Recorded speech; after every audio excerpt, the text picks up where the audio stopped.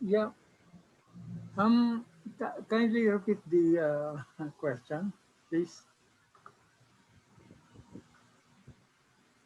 Ayan. Uh, will you kindly repeat the question, please? Ayan po. So let's get acquainted with ourselves muna, sir. So tell us, how long have you been involved with the housing sector? Tapos ano po yung current, yung Um, with the work that you currently have now, ano po yung I've been here at ginagawa IPD niyo related to since social housing? 2008. Yan.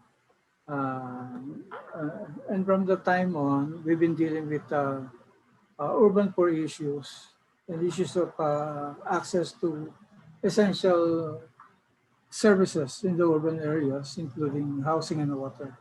Thank you. Sorry, hindi ko narinig kagad yung tanong.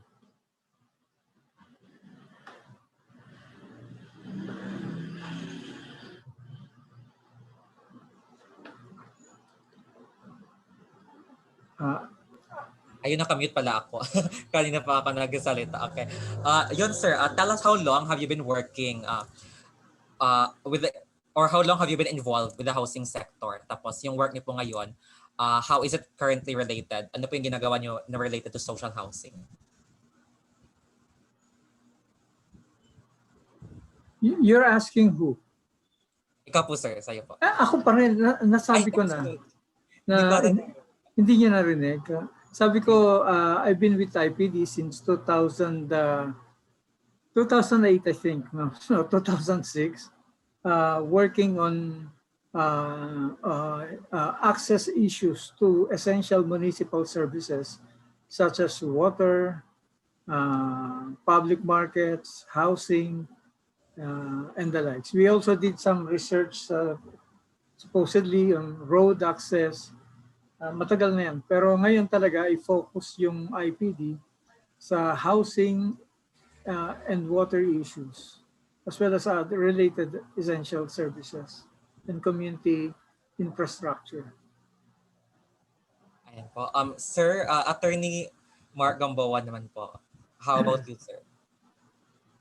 How long? In terms of policies, I used to be with the National College of Public Ad. I started with NCPAG as a researcher, then a faculty member before I transferred to the School of Urban and Regional Planning.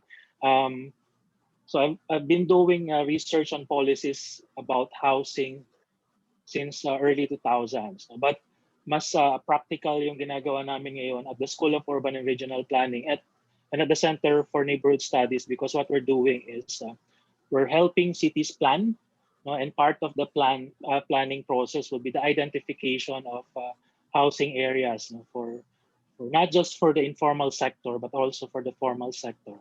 Um, I also, as a lawyer, I also serve in both sides of the fence, both the informal sector and the other side as well.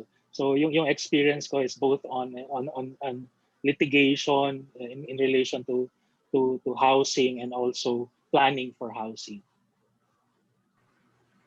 Thank you very much, Sir Mark. Now, can we have Ma'am Arlene Yaon? Again, ma'am, the question is, how long have you been involved with the housing sector and what is the work that you currently do related to social housing? Mm. Actually, nag-start po kami organize yung group namin, yung mga Tabong Homeowners Association since 2014 until now. So, bali, 7 years na po kami na naglalakad tungo po dito sa katiyakan ng aming paninirahan. At ngayon lang po nag-grant sa amin sa pamumuno po ni Mayor Joy Belmonte. Sa kababalik-balik ko po sa HLURB, ang bali 3 years na po ako naglalakad noon, medyo may na ano po ako na mayroon po mga ibang tao doon na nakapila. So, tiningnan ko po, yung mga real estate agent po sila. So, trinay ko rin po kung makakapasok ako. So, ito po, naglalakad po ako sa aming homeowners. At the same time, licensed real estate agent din po ako. Hello po. Alright. Thank you very much, Ma'am Arlene. Can we have Mr. David? Good morning. Good morning, everyone. Sorry for being late. No worries, Dr. Yap. Yeah. Again, the question, Sir Yap, is how long have you been involved with the housing sector and what is your work that you currently do related to social housing? Uh, okay. Matagal na. Wala pa yata, hindi pa yata kayo pinapanganak. Okay. My interest started in 1986. Okay. Anyway, I graduated from college in 1982. And then we got involved in a project of Dr. or former architecture dean Ronnie Manahan. The objective then was to come up with innovative techniques for low cost housing. No, if did you see they were already demolished, but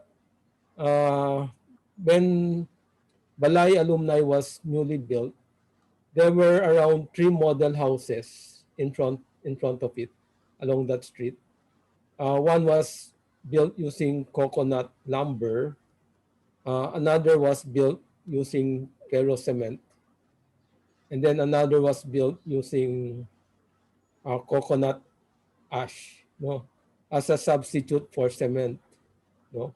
So we were part of that project, and then uh, when I got a grant to study in Japan, uh, my master's thesis was about developing a flexible industrialized housing system. No, hindi ba if you're all familiar with yung in the in the 70s, no, yung low cost housing was single detached. Those were the models built in the 70s. Right now, what we have are row houses, right? Because wala nang lupa, no? Land has become very expensive. But in the 70s until the mid 80s, the housing models were what's this? Single detached houses, no? And then if you notice, the trend during that time was you buy a core house, and then the owners will renovate it. No, they will modify it based on their needs. Several years from the time they bought the house. Can you imagine what I'm talking about? No. No. Can you imagine? Okay. Can Yes, you sir. imagine what I'm talking about? So I'll try to. I have a publication, no, about that. Uh, my objective then was uh, yung to develop a prefabricated housing system to lower building costs. Okay, but hindi lang, it will not stop at the core house. You can modify it, no, using prefabricated components, no? Something like that. So that was in the 80s. But hindi na natuloy yun, no, yung. And then when I came back, I start, well, in CERP, no, we were doing studies on housing. I was assigned to teach subjects on housing. Yan. So, and then we also got involved in a number of studies on low-cost housing. And so I don't do it continuously, but I know what's happening, no, in the field of housing. All right, so thank you, Dr. Yap, for that insightful Okay. experience of yours. Now, can we move on to Mr. Narciso from the Housing Department of Quezon City Local Government? Ayun. Yes, thank you. Nakat ako kanina. I was out for about 3 to 4 minutes. So what's our topic? What will I discuss to you? All right, sir. The current question right now is, how long have you been involved with the housing sector, and what is the work that you currently do right now for social housing? Okay. For my part, my personal experience, I was hired by the Quezon City government in 1988. And by 1989, we were the one who touched the community mortgage program under the National Home Mortgage Finance Corporation. By after a year, we have a taken out project. From now on, the community mortgage program was already discussed to you by my boss, Mr. Asper. It is a group of people, you organize mo sila, who have built their structure in a private lot. Then the Quezon City government, being then called the originator, and the National Home Mortgage Finance Corporation is the financier. So there are 4 or 5 characters here.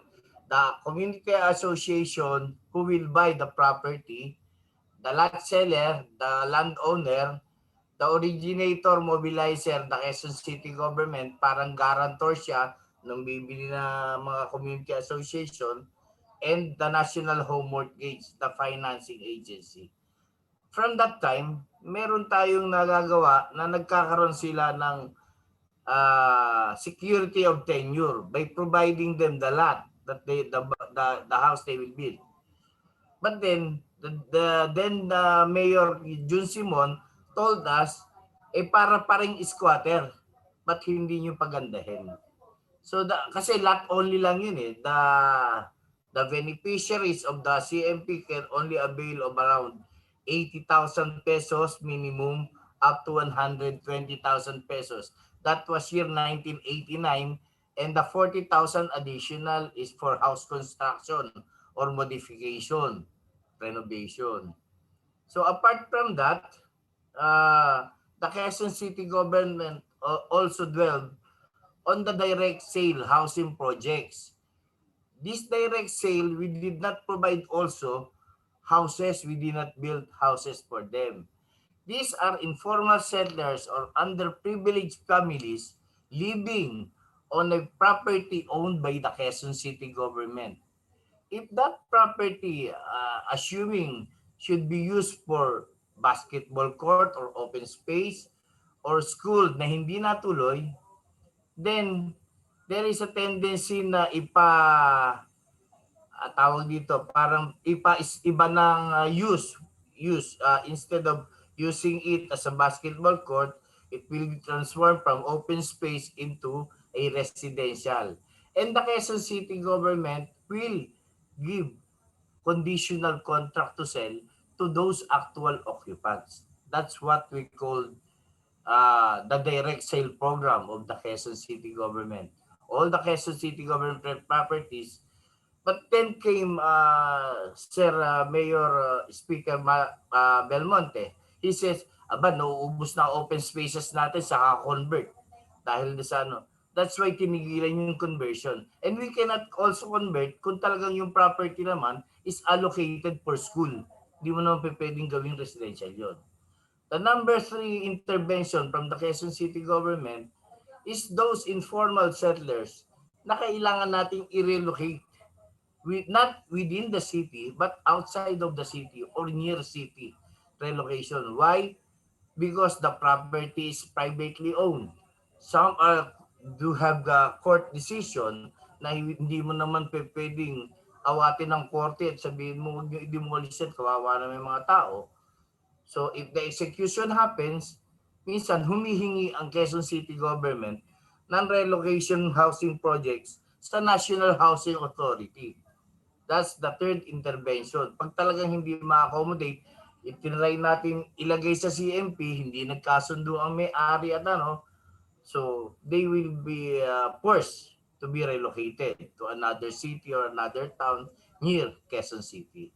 And the last thing, during the time of Mayor Herbert Bautista, he introduced the socialized housing tax, wherein we get that fund to produce our own houses. That's why we call that socialized housing of Quezon City. During his term, it was coined as Bistik Bill Housing Project. And we have around 37 housing project in different district location of the city. That's the overall I know. As Dr. Yap was explaining, kasi I was born in 1963, much more older than you, naranasan ko rin yata yung nakita ko noon. Kasi yung mga row houses noon, Dr. Yap, if you may, natatanda ko sa Quezon City, we have Project 2, 3, 4, nawala yung 1 and 5, nagkaroon 6, 7, 8, di po ba? Ito yung mga housing project during that time wherein the name of the National Housing Authority was, I think it was PHHC, Philippine Homesite Housing Corporation po yata. I don't know kay Dr. Yap. Ano? Pero yung mga projects nila is malalaki. You know why? Dito sa Quezon City, Project 6, ang ganda-ganda ng lote, 300 o 240 yata ang cut. And that is the minimum cut during that time. Ang laki. It was the housing project. Because of plenty of land, vast land. Hindi natin na-anticipate na magkakaroon tayo ng bandami rin populasyon. Baka during that time, I don't know, hindi pa ako nag-aaral noon eh. Ang populasyon lang ng Pilipinas nasa 30 million, pinakamalaki na. How about that this time? 3-4 is double. We have around 100 million. That's why, tama si Dr. Yap, we are lacking of land. Ang Quezon City is 1/4 of the buong metropolis. Pero kinukulang pa rin tayo sa laki na ng Quezon City. That's why, doon sa aming socialized housing project, on the first and second project, the first project was located in Molabe Street, Barangay Payatas. We have around 338 units na na-develop doon. Nakita namin na may row houses pa kami ron. Pero para ma-expand pa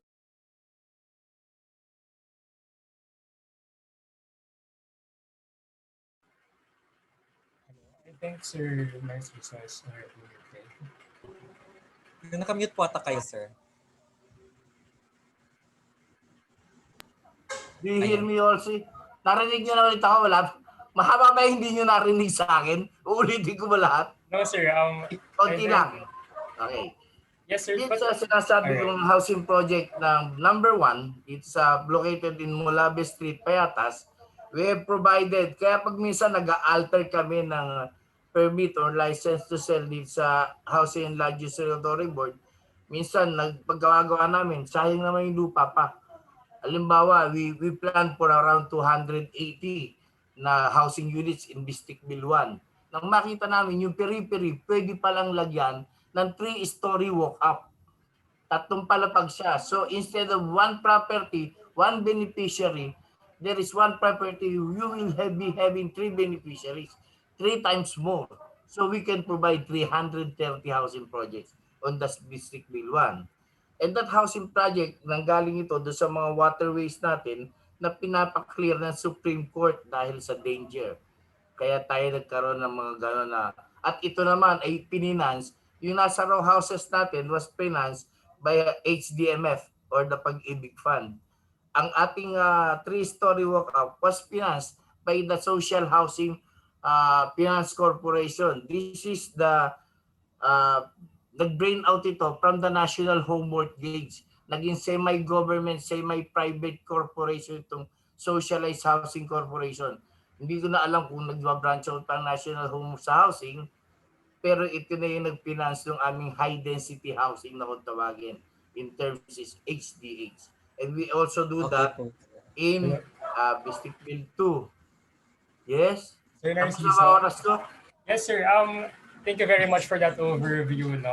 Very fruitful siya and very insightful for everyone in here na malaman kung ano nga ba yung mga past interventions and programs na ginagawa ng Quezon City local government. And with that, we'd also want to... Yes, sir, yeah? I was able to find my article. Can I share it? Just to give you an idea what Mr. Narciso Alvarado and I are talking about. Kasi what you see now are only row houses and ngayon no, yung low-rise buildings. To give you an idea of what the low-cost housing program used to be in the 70s and 80s. Sige po, sir. Maganda din po yun, sir, na makikita natin yung growth o yung change nung ng social housing throughout the years. Para later, once we forecast kung paano po siya magalog sa 2050, ma-develop natin yung trend po ng changes if ever. So sige po sir, you're welcome po to share if ever. By the way, Mr. Alvarado, I'm older than you. I'm like 1960 ako. Teka, host. Mag-share screen po ba kayo, sir? Multiple sharing. Alright, sir. Hold on po. The host should allow multiple sharing. Alright, sir. There, sir. You can share screen. Okay. Here. I don't have a document to share. Hindi ko kagaya si Can you see this? Dr. Yap. Wala akong document to share. Dr. Yap, thank you very much. Yeah. Ayan po sir, nakikita na po namin. Yung sinasabi ni Mr. Alvarado, no? A low-cost house used to be 6 by 6 meters. No? Yan. And then 2 bedrooms and LDK. Situated on a 110 by 10 by 12 square meter lot. 120 to 200 square meters. Kasi meron naman 3 bedrooms na LDK. So ganito yung core house yan, no? And then because of the needs of the family, they expand, no? They look at the figure, no, yung zone 1, zone 2. They expand the house because of their needs, no? So I studied that, no? Families would expand or modify their houses based on certain needs, no? Either dumami yung pamilya or something like that, no? Yumaman sila, no? Nagkaroon ng savings. So ganyan, no, yung from a simple core house which I showed yung earlier pictures, they become like this, no? Yung nga is yung pinaka nakita ko is nagiging 2-story house, no? You have several modifications. So you can see the core house, and then like the one figure PC05, no? You have the core house, and then nilagyan ng porch, dinagay ng garage, no, and another bedroom, no. Yung Filipino laging may dirty kitchen, no. You have yung kitchen na pinagmamalaki, nandun na lahat ng appliances and everything. And then kung saan talaga nagluluto, yun ang dirty kitchen.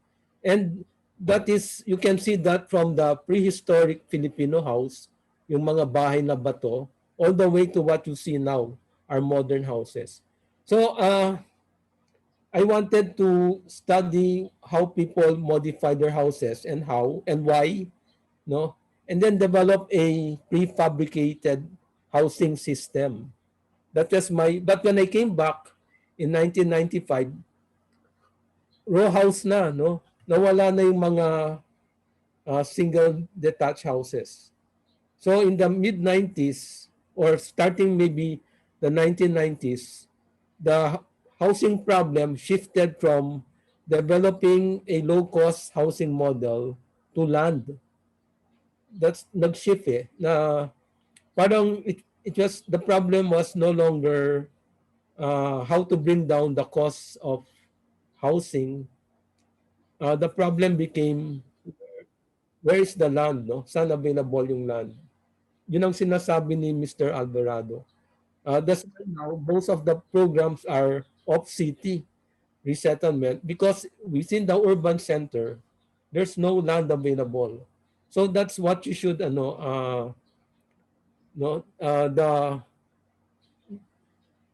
it the population? It has grown so fast, no? And then we're now affected by climate change. Many of the low-lying settlements now are nababaha na, no? So compounded yung problema. It's not just lowering building costs, locating land. We have a population that's increasing so fast, and we're running out of buildable land or suitable land. So yeah, that's mabigat ang problema. It's not a simple na you cannot just say. And then dapat you should see the article of Dr. Carino, the late Dr. Benjamin Carino, our former dean, and Art Corpus, no. Ang sabi nila ganito, the combined budget of all government housing agencies, no, NHA, ngayon DSUD, nandun na yung DSUD, dating HLURB, is around 4.5 billion pesos annually. But to address the housing need, yung gap, you need 126 billion a year. No? Yun ang problema eh. So, maski na all government agencies put their act together, no? Let's say walang corruption. They put their act together. Hindi nila kaya. That's why we also have studies, how can the private sector come in, no? Through public-private partnership. Pero ang bigat, malaki yung problema talaga. It's not a simple matter, no, na so maybe my involvement is studies, no, we're doing studies on what can be done. Pero if you look at all the entire situation, look at it, everything, parang it's so hard to how to address it, no? Yung sinabi ni Dr. Corpus, he's still here, no? Yung Art Corpus, yung son ni Odi Corpus. Sabi niya, the only way to solve this, no, is to increase the salaries of low-income people by providing them jobs, no, livelihood and everything. But how do you do that? No, lalo na nag-COVID, lahat ng inaasahan nilang trabaho nawala. No. So ganun, no, yung that has been the problem of the national government. How do you improve the economy of the country such that we can give decent livelihood and employment to the lower income families, because we cannot afford subsidized housing. The government cannot go into that kasi walang budget. The only way they can afford to buy decent housing is to increase their income, no, improve the economy. But how do you do that, no? Before COVID, that was our big problem, and now may COVID, it became worse, no? And all these problems. So anyway, sige, I want I'll just listen, then if I can comment, I'll do that. But I hope you can see the problem, no? Yung maganda yung ginagawa ninyo. That's why I agreed to join. By 2050, what will you do? Una is the population. Ang bilis ng growth rate natin. Alam niyo po ba, sir, kung ano yung population target ng magiging ng Quezon City by 2050? Again. Ken, what's that? Ano po yung may research po ba tayo? Parang ano yung magiging population ng Quezon City or ng whole Metro Manila by 2050, the growth rate? Kasi right now, I think it's 1.67, no, the growth rate. No? And then we have a way to compute in how many years, given a certain growth rate, in how many years will the population double? No? So if we are experiencing all these problems now, parang the doubling time is 33 years. Tamang-tama sa 2050. No? If we are experiencing all these problems now, what happens when the population doubles? No? Yes po. Actually, yan yung next namin na gustong i-ask, no. So, thank you very much, Dr. Yap, for Mr. Moderator, can you yes, sir, hold back for a minute? With due respect to Dr. Yap, and I would like to finish and wrap up my my housing projects and projections. I would just elaborate something. During this term of our Honorable Mayor Joy Belmonte, she projected pag binenta natin, pag binigyan natin ng award, kahit pa 3-story yan, ina-award natin sa tao, nauubos ang lupa natin, walang natitira. Wala rin tayong natatapos dahil nagkakaroon pa rin ng influx because of the green pasture here in Quezon City. That's why Mr. Esper discussed it to you. Ang plano natin is to build high story for informal settlers. The high story building will consist of around 10 to 12 story. It is a government-owned property. Ang titira lang ay informal settlers. But we will not award the unit as a condo unit, certificate of condominium title award, nor TCT. We will be giving it on a rental basis. Hindi rin pwedeng rent to own. Otherwise, if you give them a lifespan of 50 years to rent that property, abay pwede rin lifetime. Baka medyo umangat naman sila sa buhay after 25 years. So the futuristic projection of the Quezon City government through our Mayor Joy Belmonte, magkaroon tayo ng puro rental housing. As a matter of fact, katatapos lang namin itong seminar namin sa Seoul on Seoul housing problem na nag-exist noong 1960. They have their tinatawag niya rent to rent, inupahan nila para paupahan, buy to rent, binili na yung property para paupahan. All of them are rental in nature. That's why magaling yung projection ni Mayor at saka nung aming CCA na sinasabi niya, pag binigay natin ang binigay, inaward na ubos ang lupa natin, wala nang property ang gobyerno, pero meron pa rin tayong natitira mga ISF. And with all that, to dadagdagan ko lang yung sinabi ni Dr. Yap, Sir David, kasi ako personal na experience ko eh. Noong panahon 1989, Sir David, Sir Yap, pagka kami nag-CCMP, pag mura lang inalok sa amin ng may-ari, sige, bato na yun, magiging pera pa. 300 per square meter na lang. Aba, our informal settler can buy around 90 square meter, 80 square meter. Nung nalaman ng mga landowner, ay nabibili pa nga according to market value. Nagtaasan sila ng presyo. So yung dati namin na ibibigay noong 1989, na 90 square meter per lot per beneficiary, naging 60, naging 30, and there was a time pati 18 square meter itinitake out namin sa CMP. That's the time na pumasok naman yung administrasyon ni Mayor Mathay. Sinabi niya parang kulungan na ng baboy yan. Wag naman. Mag-strip tayo doon sa 24 square meter na allocation for CMP. Pero tama si Dr. Yap, paubos ang lupa natin pero ang tao hindi natin maawat kahit na meron tayo reproductive health bill. Hindi naman tayo nag-i-impose one-child policy like China. That's all I can say. Thank you very much to all the panelists and to Dr. Yap. Yun lang po ang ma-share ko.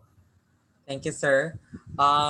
So yun, gusto namin i-discuss sana next po no is kasi ang aim po namin is makapag-create o makapag-forecast ng scenarios for social housing in the future. And importante po dito yung foresight na para ma-mitigate yung mga risk at ng mga change na na-mention po kanina such as rapid urbanization and climate change.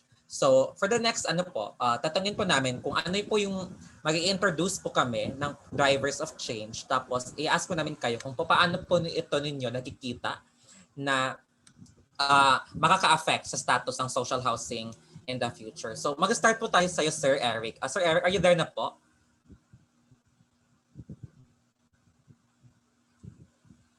Sir Eric? How about Attorney Gam? Ayan, Sir Eric. So, Sir Eric, na-mention po nila Dr. Yap at ni... okay, wait lang po, sir.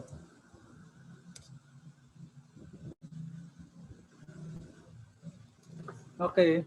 Ayan po. So na-mention po ni Sir Alvarado kanina at ni Dr. Yap na rapidly urbanizing ngayong city, and it means na mas nagmamahal yung lupa natin at the same time nauubos na rin siya, right? So sa side po ng civil society sector, paano nyo po na-imagine in the future na mas dadami pa yung mas wala na ng lupa? Paano po natin ano po yung scenario na na-imagine natin kung paano po if ever may meet yung needs ng social housing given that? Well, kami po naniniwala na totoo, limitado po yung lupa, no, sa Quezon City. Pero sapat po para i-accommodate ang mga informal settlers sa Quezon City, sa loob ng city. Kung meron man pong siguro kakapusin, siguro po maring at kung hindi maiwasan, naniniwala po kami na malaking bahagi ng kasalukuyang informal settlers sa Quezon City pwedeng accommodate sa Quezon City. Totoo po yung rapid urbanization at yan po, siyempre maraming drivers yan. Hindi lang po yung natural population growth ng Quezon City residents, kundi po yung urban migration na tumatakas mula sa kahirapan at giyera mula sa kanayunan. Kung hindi magbabago yung ganung sitwasyon, palaging naroon yung pressure. No? Palaging may pressure, naiiral ng migration mula sa lungsod patungo sa National Capital Region, Metro Manila, at siguro pati Metro Davao, Metro Cebu, Metro Dagupan, Metro Baguio. Pero pinakamalaki siyempre ang pressure sa Metro Manila sa simpleng kadahilanan. No? Pinakamataas yung average sa wage sa Metro Manila ay mas mataas kaysa sa labas ng Metro Manila. No? Ibig sabihin, yung may mga mahihirap o may mga tao sa kanayunan na po pwedeng hindi mag-migrate. Yung may sariling kabuhayan. Pero yung pinakamahirap, no, maaaring hindi rin maaaring pamasahe nga lang, wala para makalipat ng Metro Manila. Pero yung may hirap na may kakayanan pa na lilipat at lilipat dahil nga sa ganong imperative, economic imperative. No? At yan nga po ay magpapatuloy yung ganyang trend. No? Kaya po, totoo po na dapat i-address yung sitwasyon sa kanayunan. Ganun ba man, hindi solusyon na paunlarin mo yung kanayunan para maglipatan at magsiuwian at magsibalikan sa probinsya yung mga informal settlers dito. Sapagkat marami po sa kanila ay dito na talaga nakapagtayo ng buhay. Siguro 3 henerasyon na silang narito o 2 o 1 o mas marami pa. Ganun. Kaya po ang pangunahing kahilingan ng marelita sa lungsod sa Quezon City man at iba pong parte ng Metro Manila, in-city relocation. Kung hindi man, on-site redevelopment. Marami tayong malalaking informal sites na gano'n ang panawagan. No? On-site redevelopment. No? At meron namang ilan na natupad na. Halimbawa, itong sa NGC West, on-site sila dyan, ma-award yung lupa at nagtatayuan na sila ng mga bahay na mas maayos sapagkat na-award mo sa kanila ang lupa. Siguro ganyan din yung dapat mangyari sa NGC East yung sinabi ko. No? Dapat ganyan din ang mangyari sa NGC West siguro. Isa pang malaki siguro yung Damayang Lagi dito sa may, yun, kaya alam nila Sir Narciso yan. Yan. Tapos, yun dito sa North Triangle, yung malaking parsela ng lupa nakatabi ng Vertis North, no, nagkaroon ng kasunduan na lilipat sila sa isang lote na malapit na in city diyan lang sa Pasong Tamo. Galing sila sa San Roque, lilipat sa isang di kalayuan lugar sa Pasong Tamo. Ibig sabihin, maraming mga usapin sa lupa, sa pabahay ang nare-resolba sa framework ng in-city relocation or on-site redevelopment. Pero yung pamahalaan ng Quezon City dati ay nagiging priority yung pagpapalikas sa labas ng Quezon City kasama yung NHA. Dito lang po sa segment 8.2 na proyekto ng DPWH para i-connecta yung Commonwealth at NLEX sa pamamagitan ng segment 8.2 interconnecting highway along Republic Avenue. napakatagal na pong nabalang yung proyekto dahil po hindi mapalikas ng NHA yung mga tao doon. Dahil po ang ino-offer ng NHA off-site sa labas ng lungsod, sa malayong lugar. Buti na lang po meron tayong UJA at buti na lang meron tayong isang nagkaroon din tayo ng isang mayor na pabor sa on-site, no?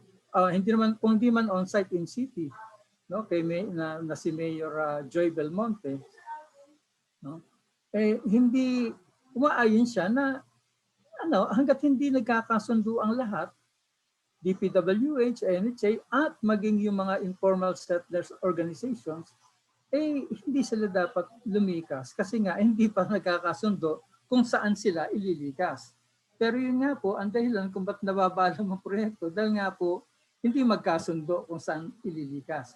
Dahil ang pananaw, ang gusto ng mga nanirahan doon, hanggat maaari on-site kami or in city. At ayaw namin ng off-site. Bakit po? Ito po, maiksi lamang po, no?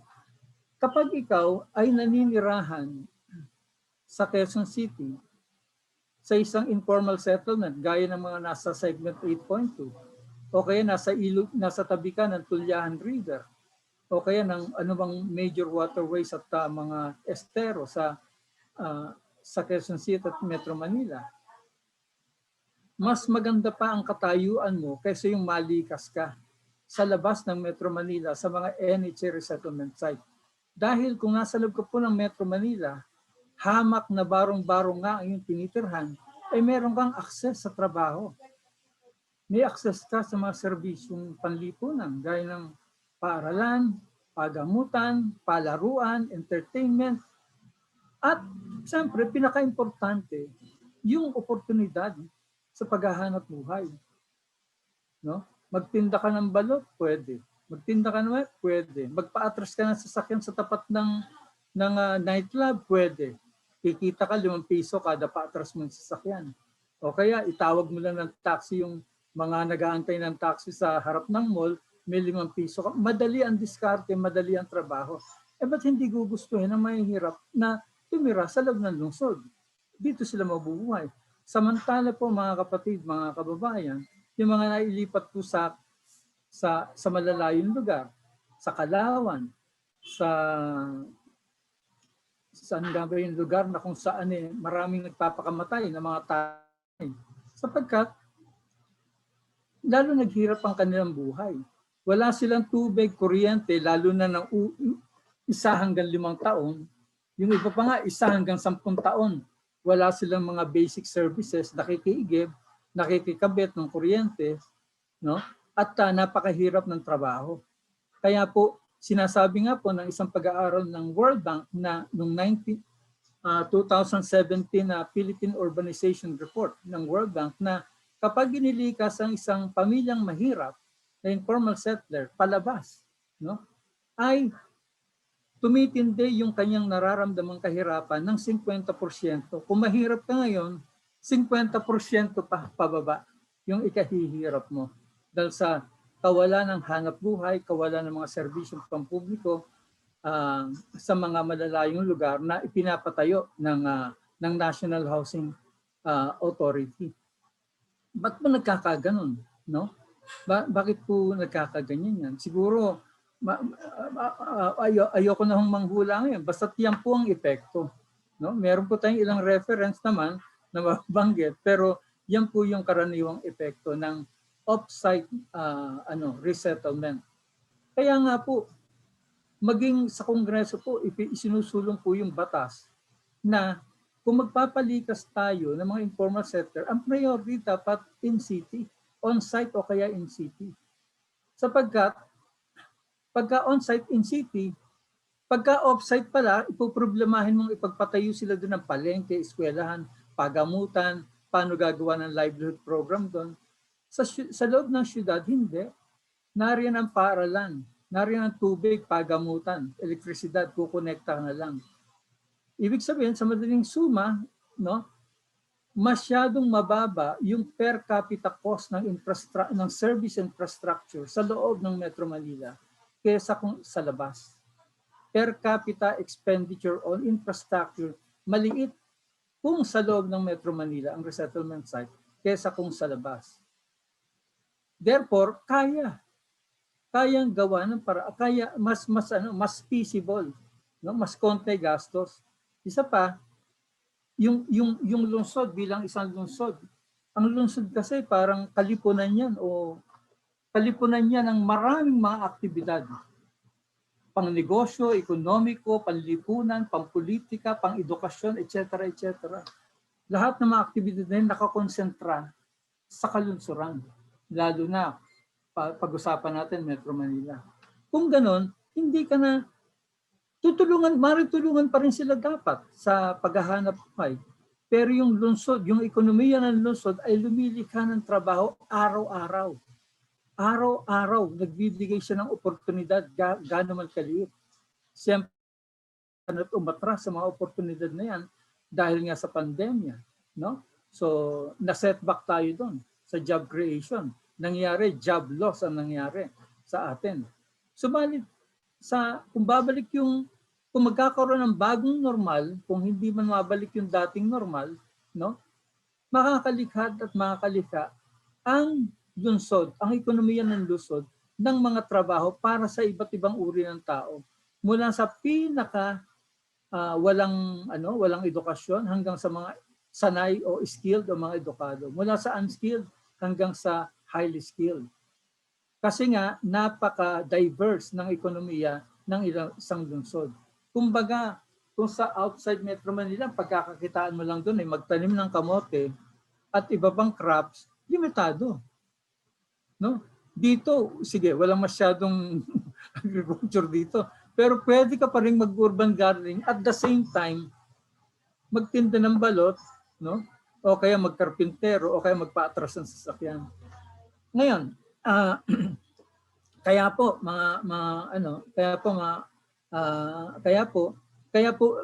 binabanggit ko lang po yan sapagkat yun nga po yung pangunahing dahilan kung bakit in city yung pangunahing panawagan ng mga maralita sa Quezon City at buong Metro Manila. Ngayon po, problema sa lupa na sinasabi. Siguro po, kung magkakaroon lang tayo ng komprehensibong land use plan at magkakaroon po ng komprehensibong land banking ang mga lokal na pamahalaan, may mamapa natin kung hanggang saan talaga yung pwede natin i-accommodate. No? At para hindi sayang ang lupa, itayo natin yung magmamaximize sa lupa, mga medium-rise buildings, no? mga multi-dweller buildings na magmamaximize ng limitado at mas mahal na lupa. Paano po? Mas mahal naman po yung lupa sa kalunsuran. Napakadami pong mga lungsod yung nag-a-adapt ng tinatawag nating long-term usufruct. Sa ibang bansa po, siguro 100 years ang usufruct. Hindi pa mahihirap yun, yung sa ibang bansa. Dito sa Pilipinas, sinisimulan yan. Sa Valenzuela, usufruct. Sa Quezon City, may kaso din ng mga usufruct dyan.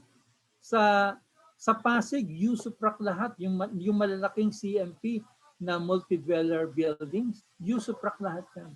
Bilang pagkilala ng lokal na pamahalaan na para gawing affordable, para sa may hirap na ililikas, yung pabahay, tanggalin mo yung cost na yon. At gawin mo na yung lahat ng common area sa housing project na yon ay cargo ng lungsod, pagmamay-ari ng lungsod. Ibig sabihin, hindi na kailangang bayaran pa yung cost ng mga kalsada, ng mga common facilities, mga multipurpose building, yung service pipes ng tubig, no? Service lines ng kuryente, bahagi yan ng site development cost na common. No? At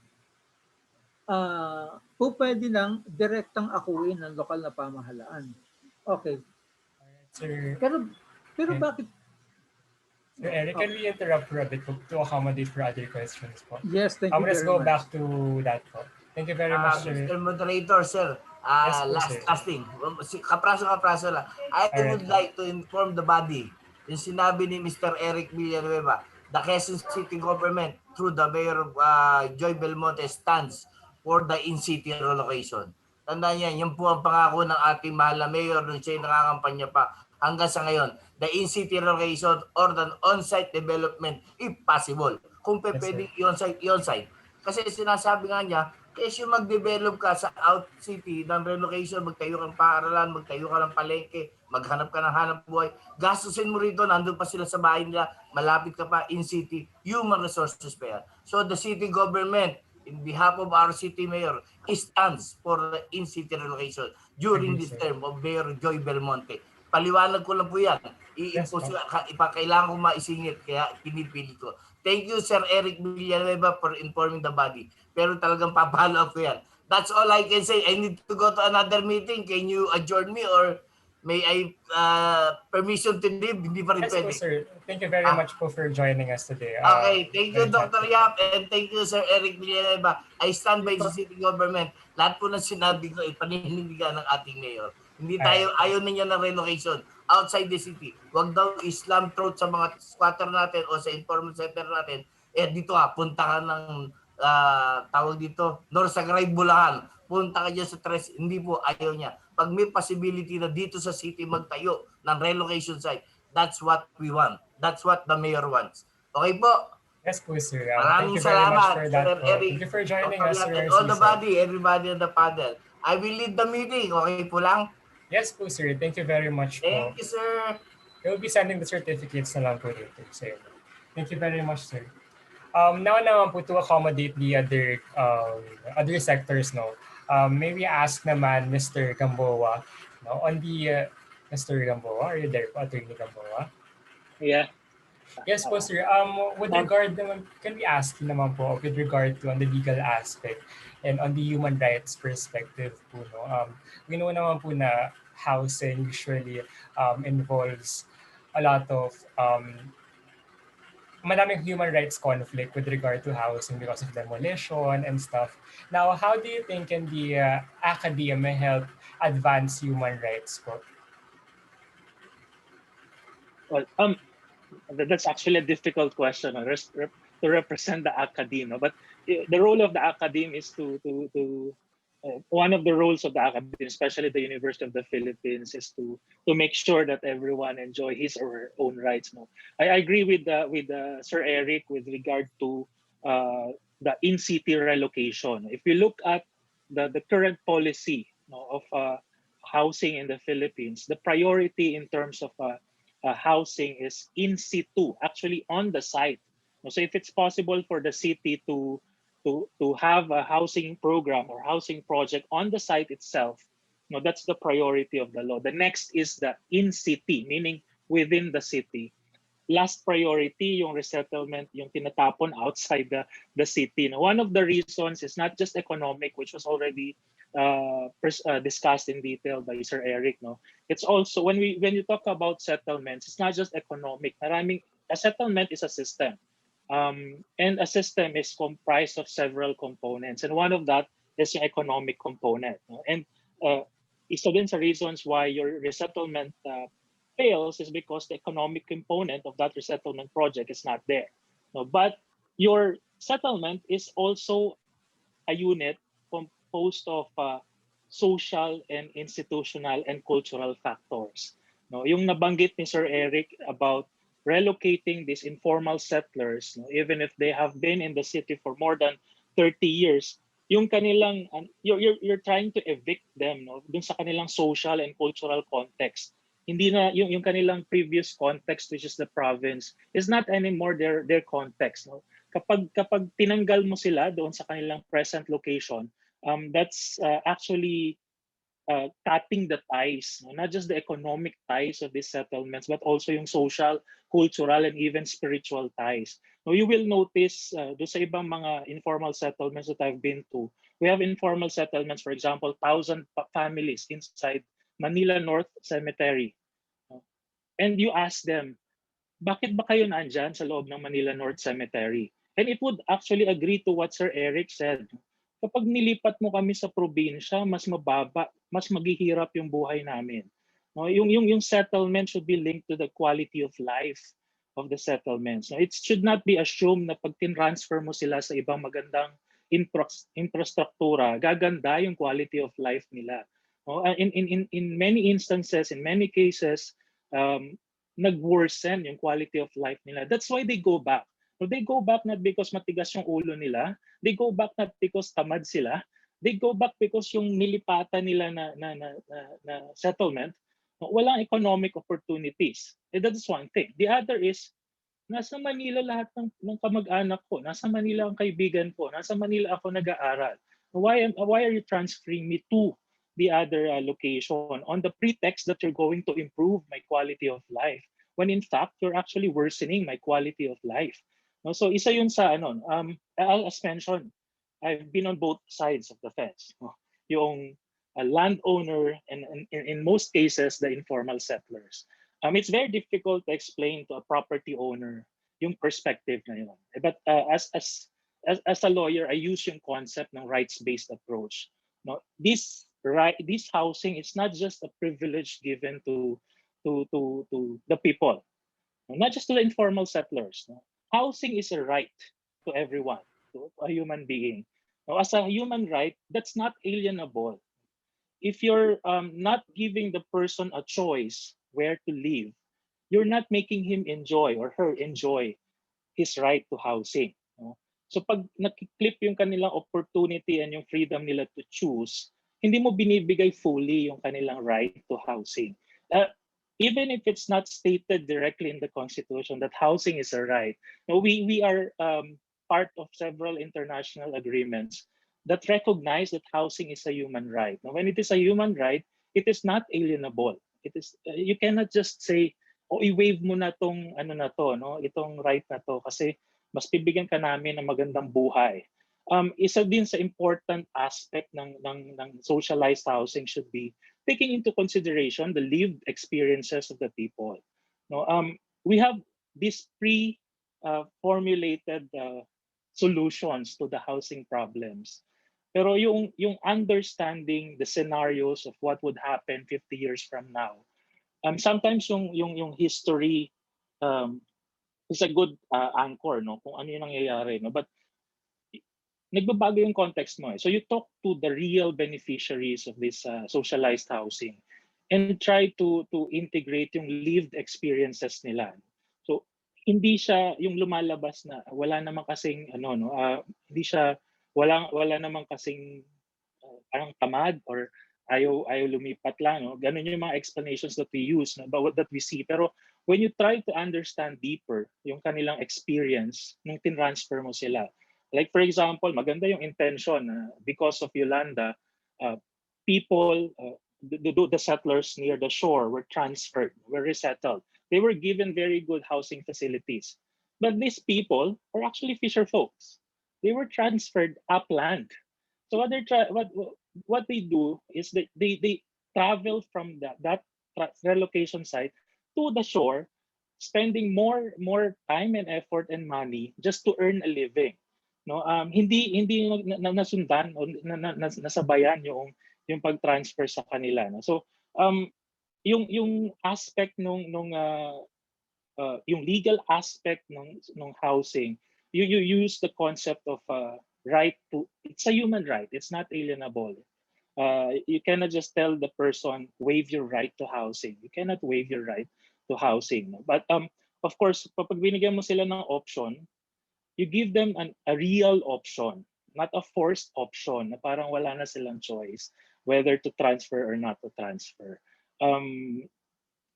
Siguro yun yung magandang tingnan natin. No? Si housing, you're creating a settlement. No? It's not just an infrastructure, it's a system. As a system, it's not just a system that is comprised of the housing unit and the people. No, yung system na yun, meron siyang even spiritual, no, cultural, economic components. And when we talk about housing, we equate it to quality of life. No? Walang masyadong studies sa Philippines, but in other countries, maraming studies. Ano ba yung better quality of life? Yung row housing, yung high-rise housing, medium-rise housing. No? So maganda rin na tingnan natin siya in our options in the future. No? Don't just, siguro yung isang magandang is huwag nating i-force no, yung solution. Na sa tingin natin that's the solution. We have to understand the problem, the underlying cause of the problem. Not just the superficial no, cause of the problem, but the underlying cause. And for you to be able to do that, you have to understand the lived experiences of the people, and making sure that that lived experience would ultimately make them enjoy their right to housing. As the government is a duty bearer, obligation niya to make sure that people, regardless of whether these are informal settlers or formal settlers, the obligation of the government is to make sure that these people would be able to enjoy their right to housing, not just making sure that they're able to afford yung housing unit, no? But affordability is also about making sure that they're able to live in it, no? Hindi lang yung mabili nila yung lupa, yung bahay, no? And but they're able to live in that housing facility. No? So yun yung perspective na gusto kong idagdag siguro. But I agree with what Sir Eric mentioned about in situ and on-site. But of course, it would clash with the concept of highest and best use. No? Pero if you look at the long-term benefits of having a higher quality of life, no, baka kailangan nating i-restructure yung ating land use planning itself and our zoning, which actually prohibits yung making sure that we have a better quality of life, because we still subscribe to the idea of itong area na to is just for these uses, this area is just for these uses, but nakakalimutan yung primary objective, which is to, in the meantime, promote the quality of life, and then ultimately to make sure that the quality of the city will be improved. So yun yung legal perspective siguro. Thank you very much, Attorney Gamboa. We've learned a lot from that, especially, sir, yung point na yung quality of life, especially with regards to housing, is connected siya. Hindi mo siya ma-separate sa economic, social, at cultural aspects ng way of life natin. At yung sa last din, na pag-promote ng mixed use of land, no, of zoning, kasi doon natin mas na-maximize yung quality of life na yun. So, yung next one po namin na question is directed to Miss Arlene Yaon. Hello, ma'am.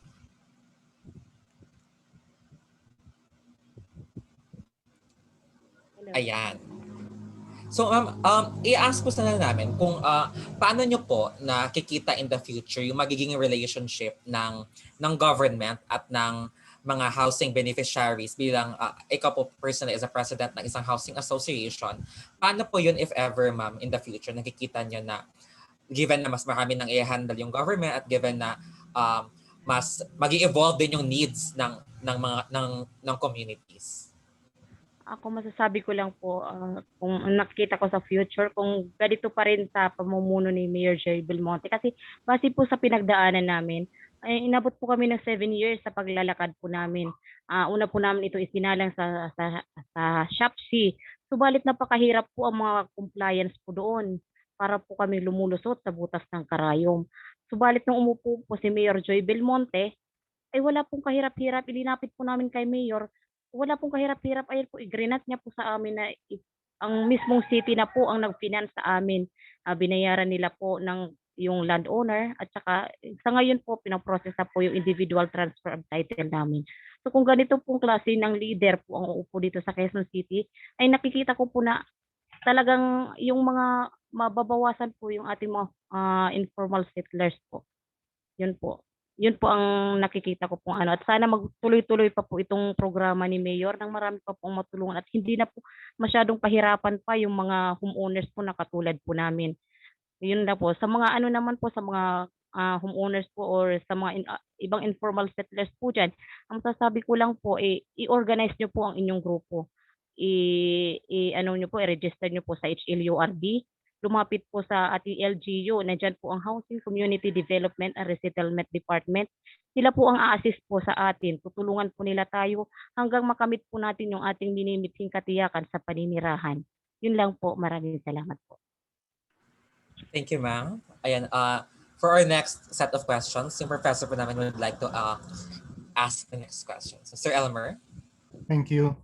Narinig niyo ba ako? Yes, Sige. sir. Question to una kina Dr. Yap at saka kay Attorney Gamboa. Kasi meron kaming ongoing conversation with the SK Federation Chair of Quezon City on a partnership with UP Diliman. No?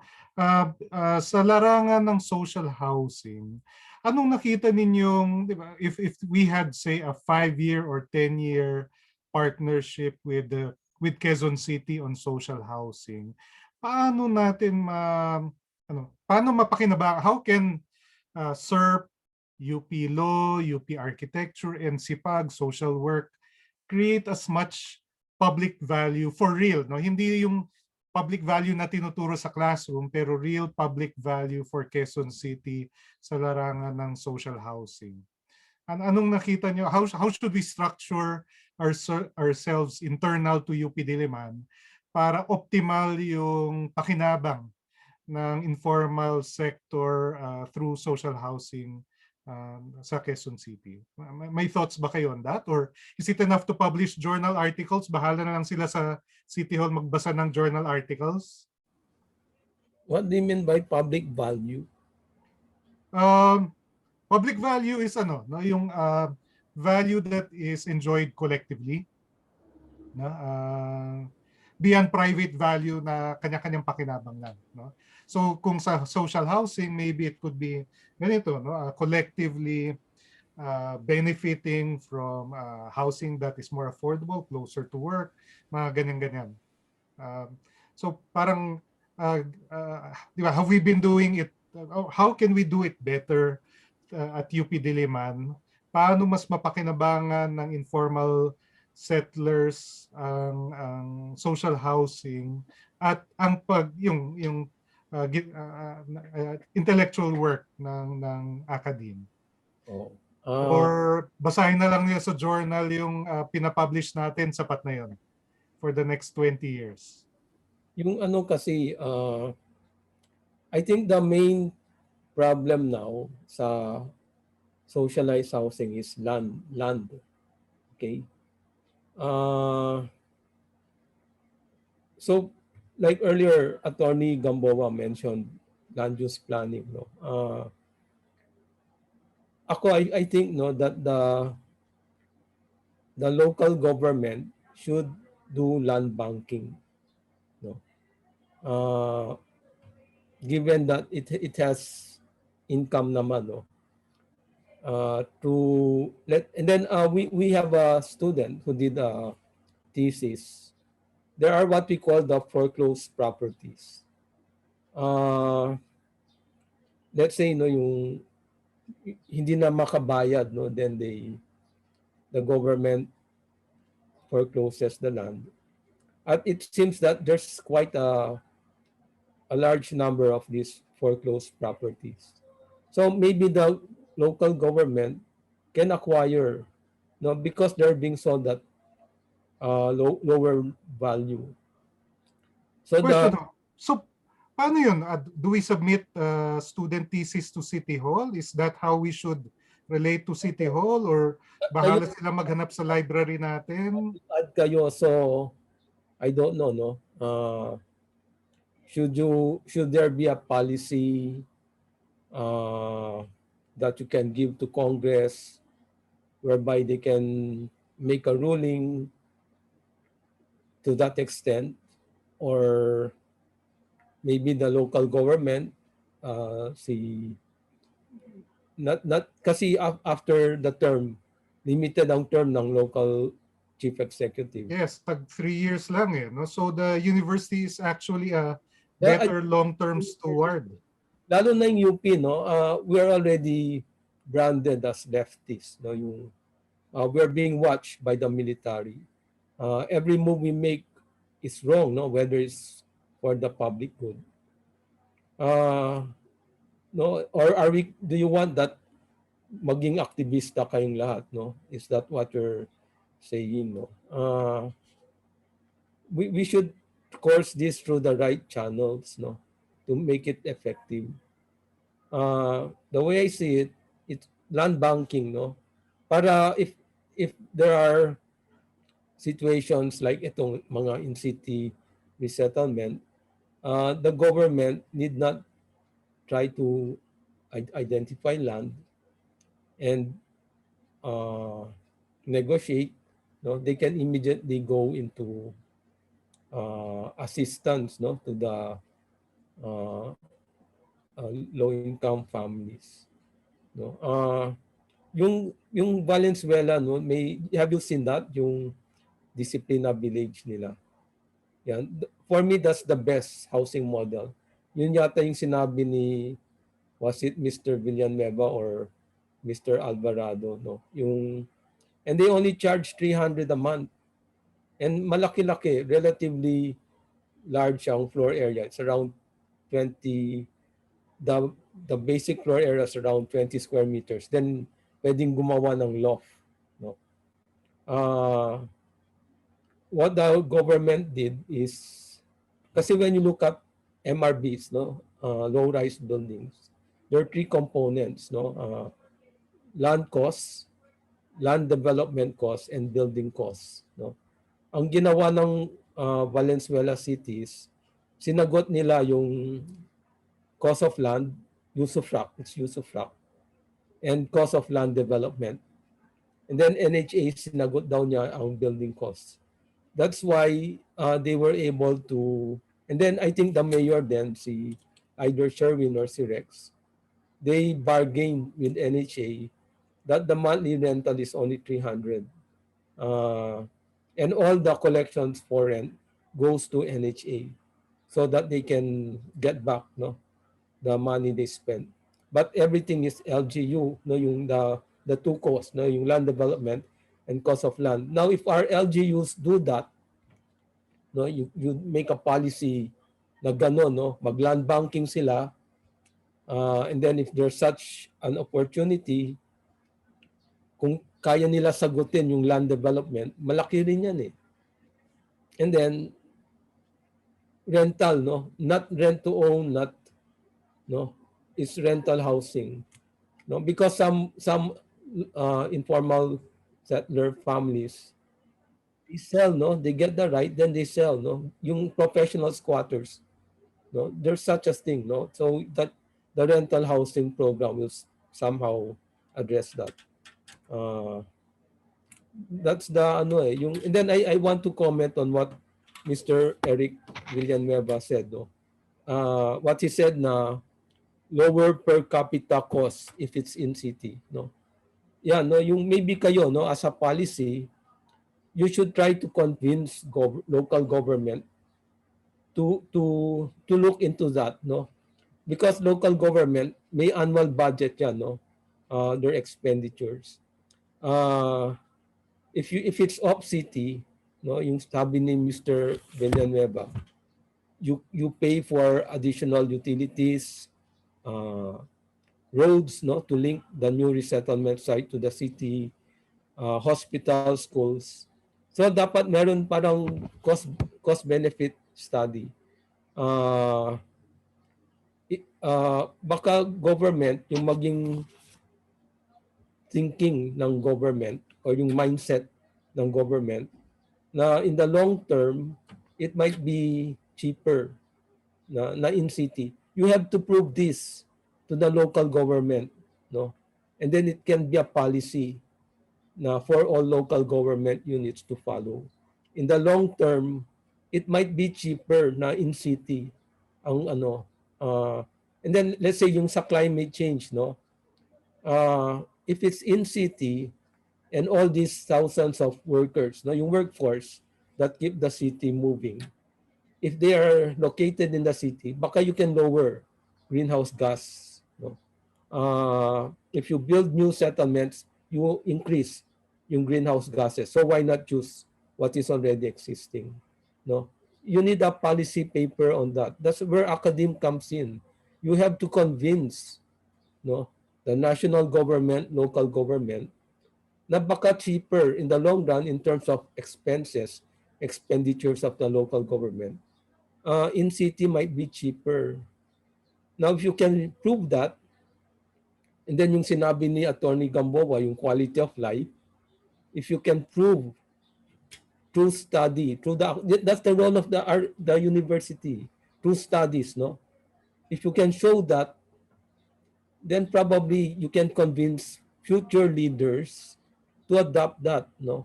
In the yung sabi niyong 2050, that can be the model in the future for the workforce, which is consists mainly of the low-income families and even the informal settler families.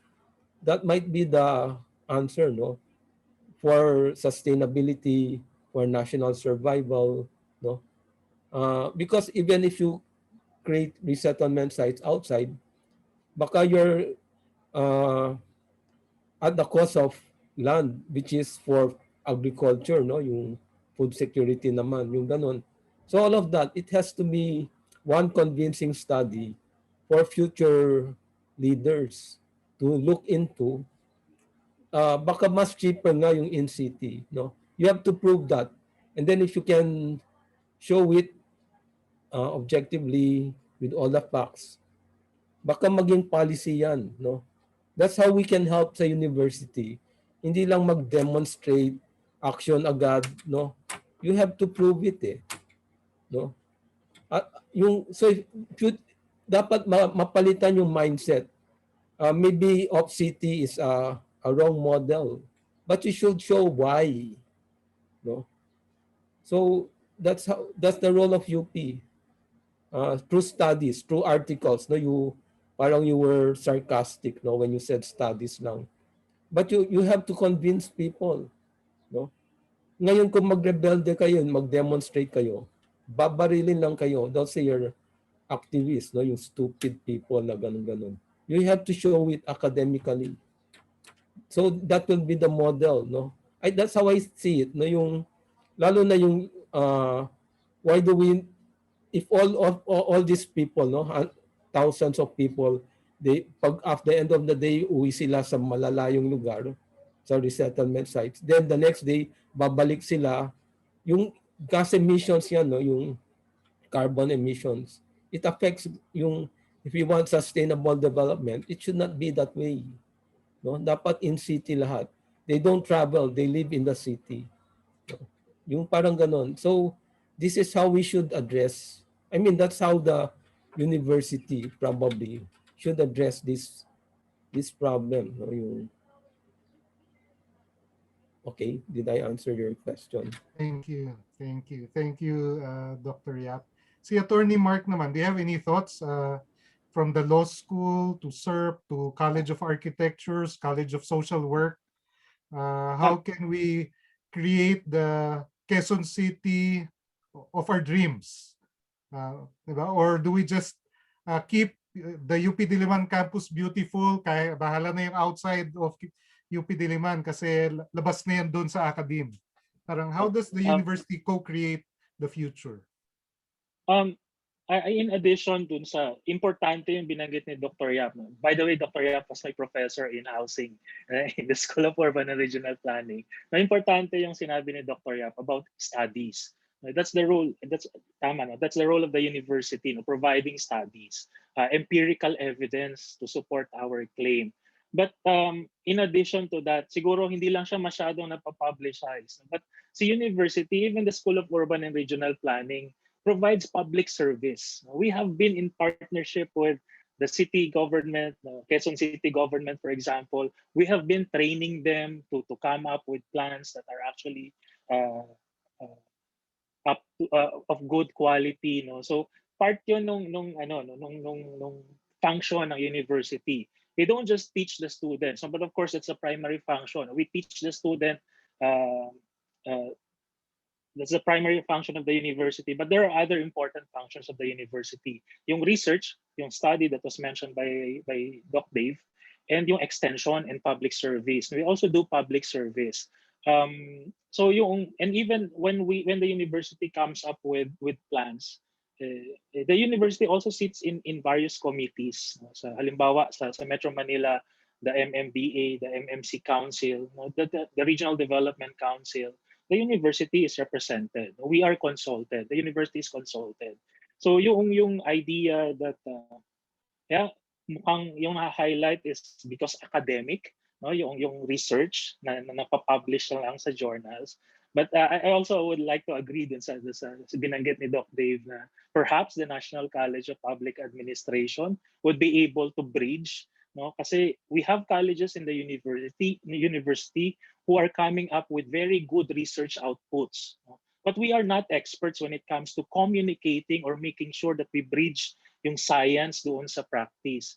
And si NCPAG, as a management school, as a public administration school, the students are trained to navigate the bureaucracy and to deal with these powers that be. Also, siguro in addition dun sa churn out ng mga ng SERP, ng architecture, ng College of Law, ng mga researches and studies, siguro si NCPAG could serve as a role as the unit that will help us bridge yung theory doon sa practice. Ganun naman si university, wala naman siya doon sa ivory tower na theory lang siya, no? Even dun sa tinuturo namin na theory, we always say the theory should be informed by practice, and practice should also be informed by theory. So it's a combination. It's not just theory and practice. So I have a baka question. Sorry to no. So ito si Kent and si Joshua, they're actually my students, no? They're junior and seniors sa NCPAG. So anong palagay niyo? I mean, were they able to engage QC in this 2-hour session effectively? May katuturan ba tong conversation na to, or is this a flash in the pan? Mag-evaporate yan by next week? Or how can we mobilize undergraduates? So ito, hindi naman sila nagtibak-tibak or protest, di ba? It was a brown bag discussion. How did we do this afternoon in engaging in conversation? Do you think it was productive? And how can we do this from SEM to SEM so that it actually builds up rather than evaporating every SEM? Kasi every semester, di ba, bagong estudyante naman, makakalimutan yung ginawa in the previous SEM. Is there any way we can provide continuity in such engagements, especially through students? No, kasi we have like 20,000 students yata ang UP Diliman alone. So that's a lot of students that can be tapped. Do you have any thoughts on that? Yeah, that's a challenge, making sure that it continues after the semester. Of course, our students would have to deal with other requirements later on.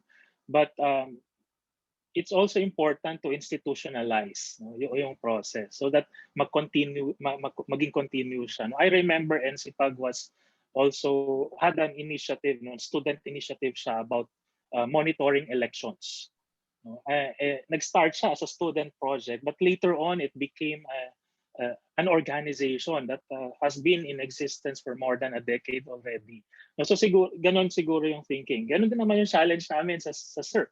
Kasi I teach a planning workshop. No? We go to the local government unit and we help them after the semester. Like for example, today that's the deadline for submission ng output ng mga estudyante ko. Hindi ko naman masisigurado na that they will still continue to help the LGU. But siguro yung emphasis in terms of this is not just a project that is being done, no, for a class requirement. This is a project that is being done as part of the function of the university. As a member of the university, you have a role to perform. Hindi mo iiwanan lang basta-basta. Nakuha ko na yung grade ko, nakauno na ako sa planning workshop. Bahala na si LGU, nakuha ko na yung grade ko. Hindi dapat yon yung ultimate objective ng mga programs and projects that we require, no, from our students. So the ultimate objective should be yung concept ng public service. As I mentioned, the university is not just teaching, it's not just training, it's not just providing extension service. The University of the Philippines is here to provide public service. Hindi nagawa siya nung ano. Kaya lang yun nga, yung challenge is yung faculty, they continue, no? They make sure that these efforts continue. Kaya lang yung learning curve nagbabago siya every semester because you have a new set of students. But the more important siguro would be to institutionalize it. Make sure that it's institutionalized na merong transition, merong commitment that is asked from the student, no, to this is not just a class project. Itong effort na to is a very good effort, no? Siguro, although I left NCPAG, but maraming initiatives yung mga klase ng NCPAG na meron siyang impact, na may public value. But So- sana hindi siya mag-die down. Yeah, so how might we do that itong arrangements? No? Kasi ako instructor ako sa NCPAG, no? Between myself an instructor and you as instructors, ano yung pwede natin, di ba? Arrangement so that on next sem para hindi naman to mag-evaporate into alaala and then makalimutan, di ba? What might we do jointly next sem? Kausap ko rin kasi may kausap rin ako sa ARKI. No, and then Joshua, you're running for student council, right? Yes, Joshua? sir. We're part of the University Student Council po. Nanalo ka na ba? Yes, Nalo po, na, sir. sir. Okay, congratulations. Thank you So very anong much, gagawin sir. mo, Joshua? As a student naman, no, how will you challenge other students sa SERP, sa NCPAG, and the instructors like us para hindi to maging patid-patid? Di ba yung parang every semester it's a break, and then you start with total amnesia in the next semester as if nobody did anything in the previous semester. From the student council, what can you do as students, and how can you create something with instructors like us? Well, sir, first, mahalaga talaga yung alliance building, not only for students but also with the professors. No? Na mahalaga na merge natin yung dalawa para makapagbuo tayo ng ganitong projects. And like what you said, no, hindi lang siya mag-evaporate in the later semesters. No? So ayun, sir, I think the University Student Council can make projects, no, that can help institutionalize these workshops. Ayun, sir. Anong position mo, Joshua? Counselor, sir, sa USC. College or university level? University level, sir.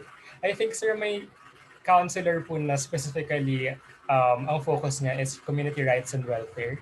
So I think we can talk to that counselor to mobilize yung organizations, professors, and classes to focus on social housing initiatives. Pwede bang i-incomplete muna kita para gawin mo to next sem? Sir. Just kidding, just kidding. Yes, sir. No, but yun no, ito yung built-in problem ng semestral break, di ba? Yung napapatid no? If it's considered just as a student requirement, you get your grade and then you move on. And I understand that, no? But there is a next batch of students and they can actually inherit it if there are arrangements in place, no?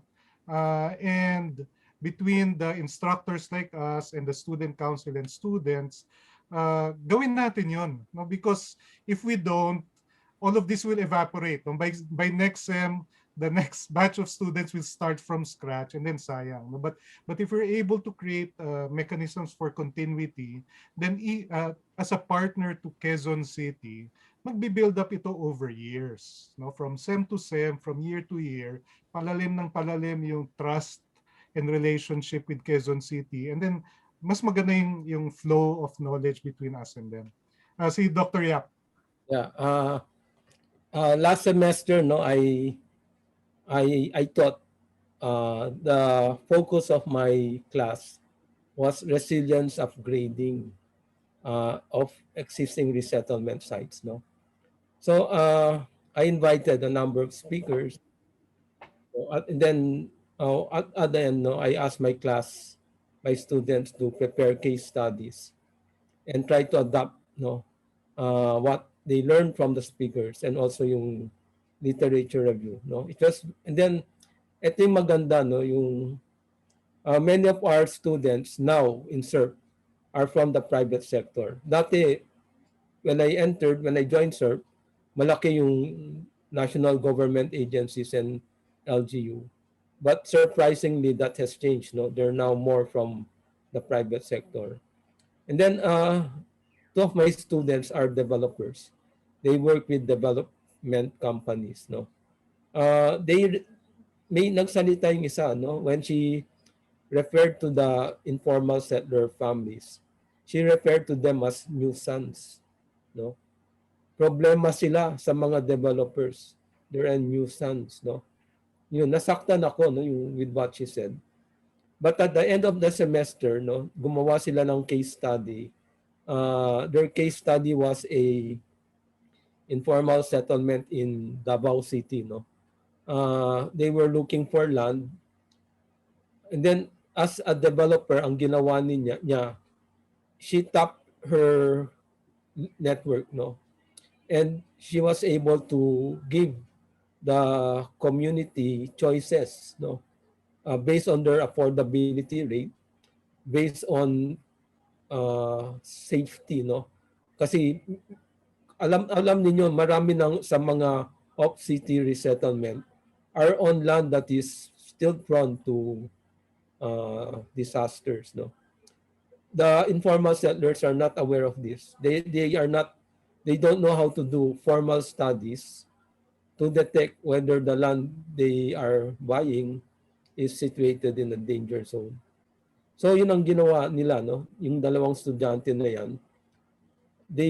That's how they assisted, no.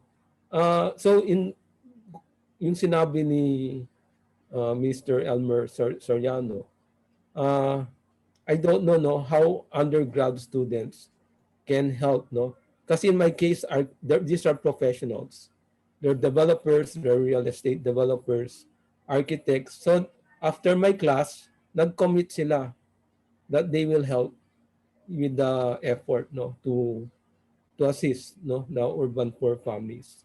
Yung isa engineer, sabi niya, sige, we can help with soil studies, lalo na sa mga resettlement site.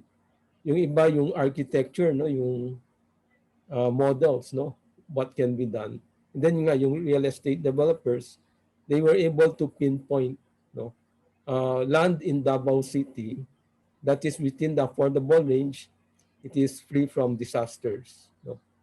Maraming choices. Hindi kasi yung mga community leaders do not know, no, saan sila pupunta, anong available, because landowners do not want to deal with them, no. Yun ang problem.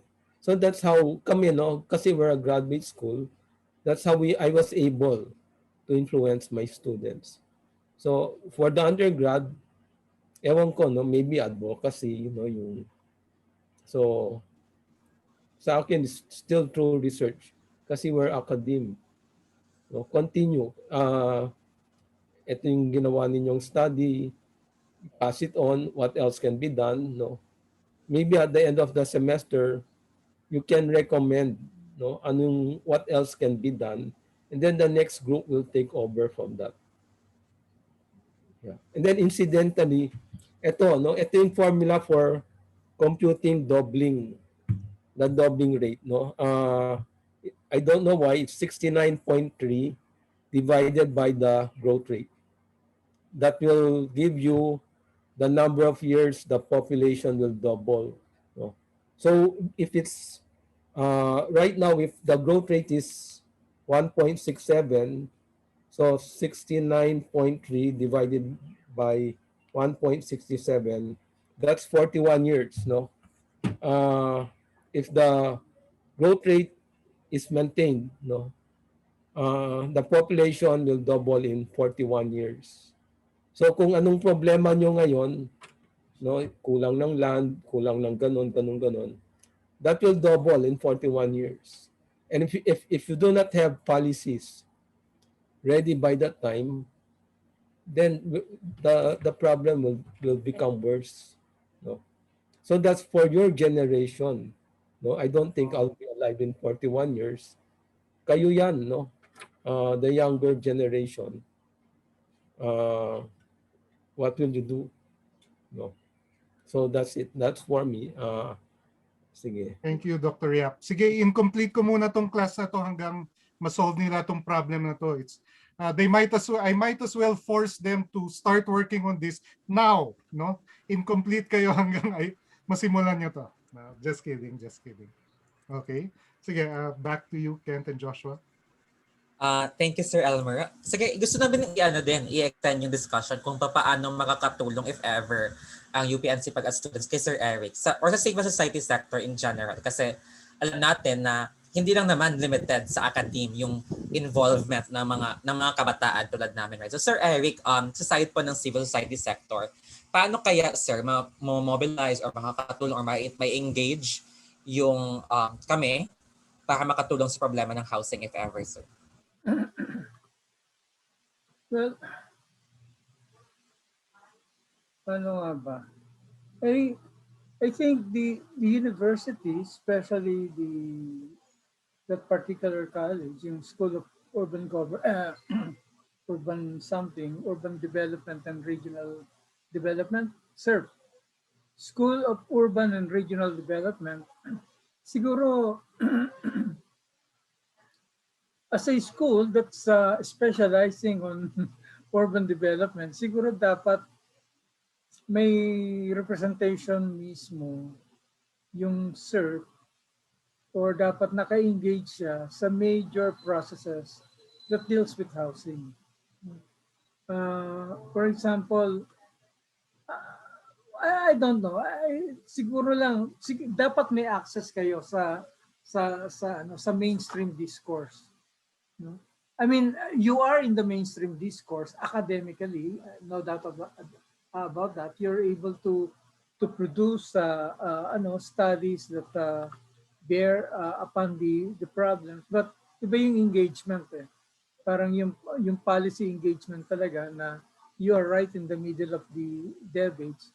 Tingin ko yung dapat na ma-achieve. Kasi particularly because hindi naman there's a housing problem, parang homogeneous siyang housing problem. Marami siyempre nuances. And one of the most important nuances, ano ba yung pinaka-immediate na needs, pinaka-immediate na demands ng mga concerned na tao. For example, sa urban poor sector, ito I mean, I'll just talk freely. No? Halimbawa, no, dinidemand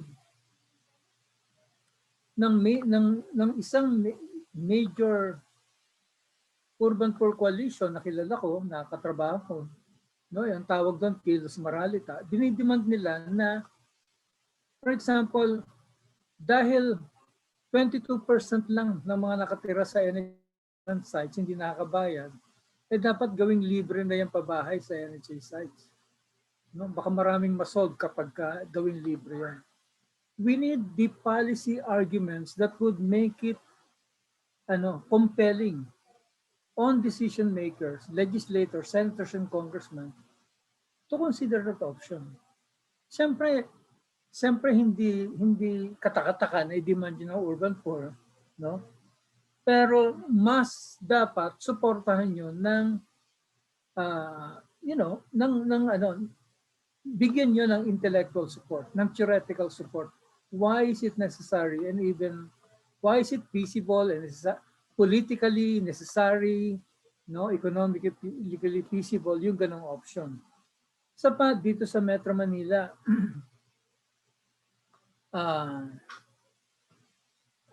maraming CMP sites, yung mga lugar ng pabahay na kung saan pinontohan ng community mortgage program. Madami yan. Lupa lang yung loan nila sa Siapsi, tapos nagpatay sila ng bahay, tapos sinuhulugan nila yung lupa. Yung iba naman yata, both lupa tsaka yung mismong construction ng bahay. So mas malaki yung loan nila. Nahihirapan yung iba sa pagbabayad dyan. Parang is it possible na tulungan sila na i-expand yung kanilang existing houses, lagyan nila ng second floor to third floor para may extra accommodation, splitter families, yung mga nagdo-double up na families, no? Nagkakaasawa, etc. Kailangan ng bagong accommodation, gano'n. And even offer it for rental. So if you have more rental housing, you will drive the cost of housing down in terms of rental rates. No? Maraming lugar sa Metro Manila, yung tipong posible yan na gawin, na tayuan ng yung mga bahay nila, no, i-retrofit lang, lagyan ng second floor, allow them to take a loan from Siapsi or Pag-ibig, no, so that they can redevelop their housing, so that they can open a rental business or accommodate more families, namely yung splitter families nila. And And then sa rational land use nga, no, yung sa mixed use na sinasabi na how can we make that possible? Yan, isa yan. Tapos yung so many other questions na may political support, may demand, no, may need as articulated by the Urban Poor, pero mas maganda kung kasama natin yung academe that argue these possibilities with decision makers. And maybe CERP can do that by actual and active involvement sa policy processes. Ganun. Ayan, thank you po, Sir Eric. So with that, yun na po yung last question namin, no? And thank you, maraming salamat po sa aming mga panelists para sa inyong wonderful insight para sa social housing sector ng Quezon City. So marami ako natutunan. Personally, siguro unang-una yung complexity ng housing issue in the sense na it's inextricably linked at hindi din siya kayang i-separate sa ibang issues ng ating lipunan. Like for example, na-mention kanina na possible solution pala ng sa social housing ay yung pag-increase ng minimum wage ng mga low-income sectors at yung pagpapaunlad ng regions outside NCR. Na laman din natin kanina na social housing is a multifaceted issue in the sense that it's always linked into the economic, social, political, and cultural aspects of our communities. And there's a need for our plans for the future na mag-move on sa current single use ng land sa na-focus on residential, commercial, or government, for example, into changing this into mixed use kind of land para mas naging vibrant ang ating mga communities. And lastly, marami din tayong natutunan sa kung ano man yung pwedeng maging roles ng members ng university such as pag-produce ng research para sa pag-develop at pag-lobby ng mga policies to our government. We can also initiate projects and programs to augment those that's currently being implemented. And lastly, we could also use our voice and amplify those voices ng mga informal communities para ma-assert nila ang kanilang mga rights. Ayun, tama ka dyan, partner. And actually, I'm very inspired from all the discussions made by our speakers, our panelists. And parang ang sarap ng pakiramdam, maging katulad na Atty. Gamboa, Sir Villanueva, Dr. Yap, and all the other speakers who joined us today. Napakaraming insights from various sectors na pwede natin emerge para mabigay yung karapatan sa pabahay ng ating mga residents sa Quezon City. And as discussed earlier, magda-double to in the near 2050. And it's very important on the aspect ng public administration na hindi lamang tayo basta-basta nagbibigay ng pabahay, but also kinakailangan ma-ensure natin yung holistic, yung development ng mga residents na kinakailangan doon sa Sarmoquent, na kinakailangan may access sila sa economic opportunities, sa livelihood, sa kanila social empowerment and such. And to ensure this, we have to make sure na lahat ng forms of democratic channels ay napapakinggan, whether it's a form of research, through activism. We acknowledge that these platforms are relevant, must be respected, and are powerful in the provision of social housing. And indeed, housing is a right, and mahalaga na may paglalaban na ibibigay at napapaunlad natin to sa bawat Pilipino, whether nasa Quezon City ka man o sa buong bansa. And let me elaborate that. Housing is a right. So before we officially close the program, we would like to thank our speakers and express our utmost gratitude for lending us their time and knowledge this afternoon. So first, we award a certificate of appreciation to Sir Ramon Asper, although he wasn't able to attend with us, for sharing his valuable knowledge to the participants of Quezon City 2050 Social Housing, a brown bag discussion. For the next certificate, we award this to Atty. Mark Gamboa for sharing his valuable insight to the participants of Quezon City 2050 Social Housing, a brown bag discussion, given the 30th day of June 2021. Similarly, we extend the certificate to Ms. Arlene Yaon for sharing again her valuable insight to the participants of this brown bag session. We also give the same certificate to Mr. Enrique E. Villanueva for sharing his valuable insights to the brown bag discussion today. Thank you. Lastly, we extend the same certificate to Mr. Dr. David Dinastilla for sharing his valuable insight again on the perspective of urban planning and development for our brown bag discussion this afternoon. So with that, we thank everyone for attending our event, to our classmates, to from the different sectors of society, from the academe, from the civil society, from the government who was with us this afternoon. We hope that you learned a lot about the current issues and the future scenarios for social housing in Quezon City in the future. Thank you very much for attending. Thank you very much po. Salamat. Before we end, Thanks for pwede po ba joining us. tayong mag-on ng camera para sa isang picture for documentation purposes? Ayan. Tiyan, pwedeng ikaw yung mag-take ng picture. And smile. 1, 2, 3, 4, 5.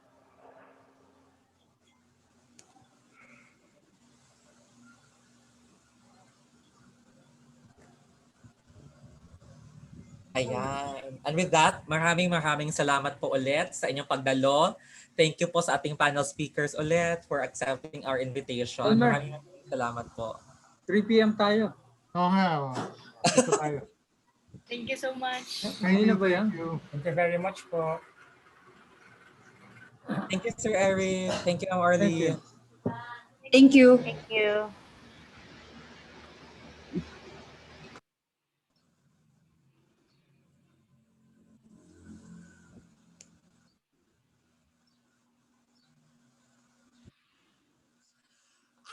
Wait lang, stop recording.